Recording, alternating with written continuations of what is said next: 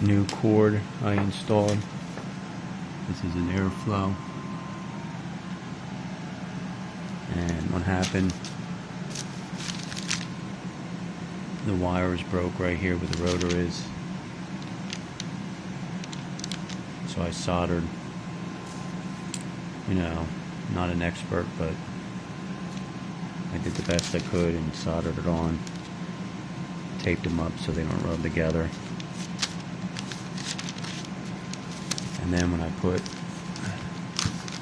the rotor back in here, you feed the wires through here, bring them down into this hole, and then I'll attach them to these two wires that I cut off. And it doesn't matter, the polarity is the same on each wire with this type of fan, how old it is. And then what I'll do is put like a decorative cover over the wires, like maybe this car wire cover or a piece of rubber or some sort, like about this size. And this is oscillated, so it goes back and forth. And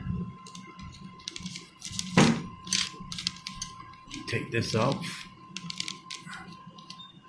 and you got to re-grease all this inside here, right in there, because all that grease is really old, probably about 100 years old or maybe 50 years old.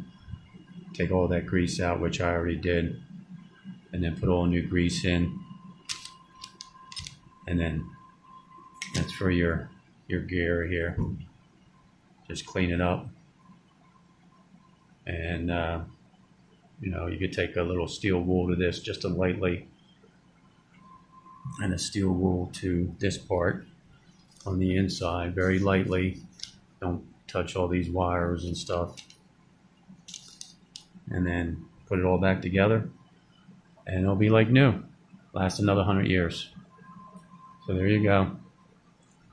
And like I said, this is an oscillated, just single speed, but it runs really good.